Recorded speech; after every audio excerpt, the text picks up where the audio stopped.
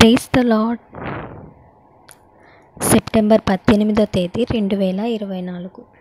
ఈరోజు దేవుని వాగ్దానము.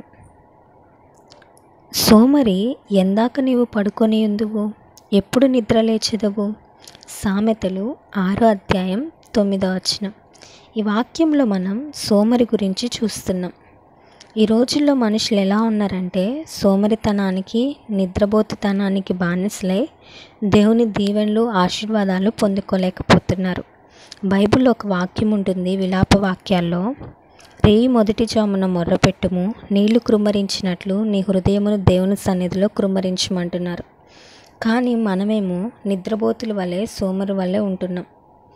అలాగే ప్రభువైన యేసుక్రీస్తు వారు తన శిష్యులతో ఒక మాట చెప్తాడు, శోధనలోకి ప్రవేశించుకుంటున్నట్లు మెలకువ కలిగి ప్రార్థించమంటున్నాడు. కానీ మన సోమరితనం వల్ల మన జీవితంలో మనము శోధనలు చూస్తున్నాం. అలాగే ప్రభువైన యేసుక్రీస్తు వారు ఈ లోకంలో సిలువ వేయబడిన తరువాత ఆదివారమున పెందలకడనే కొందరు స్త్రీలు ఆయనను కనుగొనుటకు వచ్చారని 4 సువార్తల్లో మనం చూస్తున్నాం. మనమేమో సోమరులుగా జీవిస్తున్నాం. ఈ వాక్యం వింటున్న నీవు సోమరితనం కలిగి ఉన్నావేమో, నిద్రబోతుతనం కలిగి ఉన్నావేమో. దేవుడు నిన్నే హెచ్చరిస్తున్నాడు.